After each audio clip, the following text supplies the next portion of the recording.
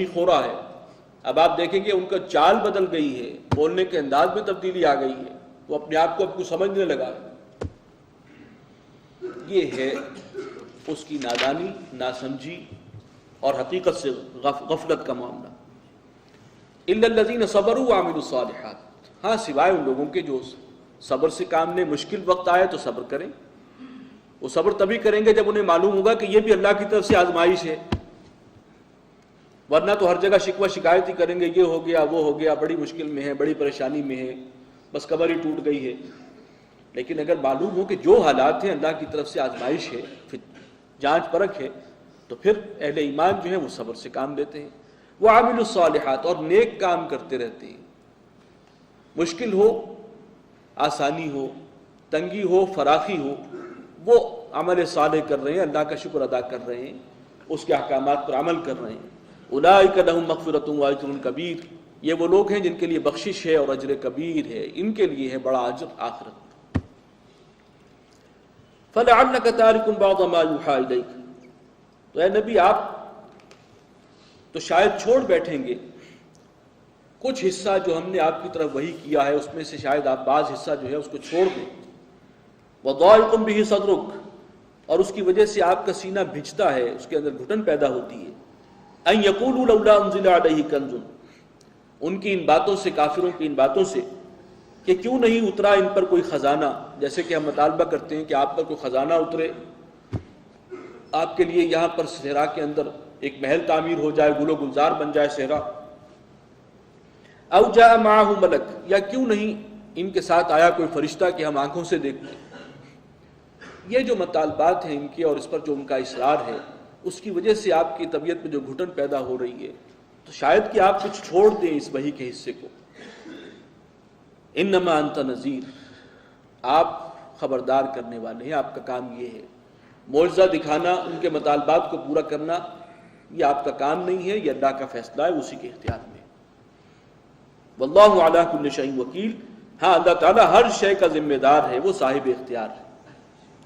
ام یقولون افترا، تو کیا ان کا یہ کہنا ہے کہ یہ اپنے پاس سے گھڑ دیا ہے اس قرآن کو محمد نے صلی اللہ علیہ وسلم.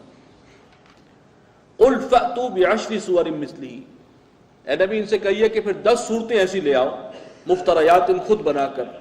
وادعوا من استطعتم من دون اللہ، اور بلا لو جس کو بھی بلا سکتے ہو اللہ کو چھوڑ کر، اللہ کے سوا، ان کنتم صادقین، اگر تم سچے ہو. قرآن مجید میں یہ جو چیلنج آیا ہے کہ ایسا قرآن لاؤ یا ایسی صورتیں پیش کرو، یہ اصل میں درجہ بدرجہ انہیں بالکل کارنر کیا گیا. سورہ بنی اسرائیل میں تو فرمایا تھا وہ آئے گی بعد میں، لیکن نازل پہلے ہوئی ہوں گی وہ آیات، کہ اگر یہ سب مل کر زور لگا لیں، جن و انس، تب بھی اس جیسا قرآن نہیں لا سکتے. یہ چیلنج تھا، اس جیسا قرآن پیش کرو. اگر تم سمجھتے ہو کہ انسانی کلام ہے تو پھر تم بھی لے آؤ. تم انسان نہیں ہو کیا؟ تم میں بڑے بڑے جو ہیں وہ شاعر ہیں، خطیب ہیں، قادر الکلام لوگ ہیں. تو جن اور ان سب بھی جمع ہو جائے تو قرآن کو نہیں لا سکتے. سورہ ہود میں فرمایا کہ چلو 10 صورتیں لے آؤ اس جیسی. اور اس سے پہلے سورہ یونس ہم پڑھ چکے ہیں، وہ آیات پھر اس کے بعد نازل ہوئی ہوں گی. ان میں فرمایا کہ ایک ہی صورت بنا کر لے آؤ. اور پھر وہی جو چیلنج ہے وہ ریپیٹ ہوا سورہ بقرہ میں، وہ مدنی صورت ہے. یہ ساری صورتیں مکی ہیں، بنی اسرائیل، ہود اور یونس. اور مدنی صورت سورہ بقرہ میں پھر وہی ریپیٹ ہوا کہ ایک ہی صورت بنا کر لے آؤ اگر تم سچے ہو، مل جل کر زور لگا دو. تو اس طریقے سے انہیں جو ہے جسے کہتے ہیں جھوٹے کو گھر تک پہنچانا، تو یہ پروسیس جو ہے یہاں پر اس طریقے سے مکمل ہوا. فَإِن لَّمْ يَسْتَجِيبُوا لَكُمْ، اور اگر وہ تمہاری بات، تمہاری مدد کو نہ پہنچے، تم تو سب کو بلا رہے آؤ بھائی مل جل کر، لیکن کوئی تمہاری مدد کو نہ آئے. اب یہاں خطاب جو ہے وہ کفار سے ہے. فَاعْلَمُوا أَنَّمَا أُنزِلَ بِعِلْمِ اللَّهِ، تو پھر جان لو کہ یہ جو کچھ نازل ہوا ہے یہ اللہ کے علم کی بنیاد پر ہے. یہ اللہ نے اپنے علم قطعی کی بنیاد پر یہ نازل کیا ہے اس قرآن کو. وَأَن لَّا إِلَٰهَ إِلَّا هُوَ، اور جان لو کہ اللہ کے سوا کوئی معبود نہیں ہے. فَهَلْ أَنْتُمْ مُسْلِمُونَ، تو کیا اب مسلمان ہوتے ہو کہ نہیں، اب بات مانتے ہو کہ نہیں. یعنی اس چیلنج کے آگے جب تم نے شکست تسلیم کر لی ہے تو اب تمہیں اسلام لے آنا چاہیے، اللہ کو اپنا رب مان لینا چاہیے.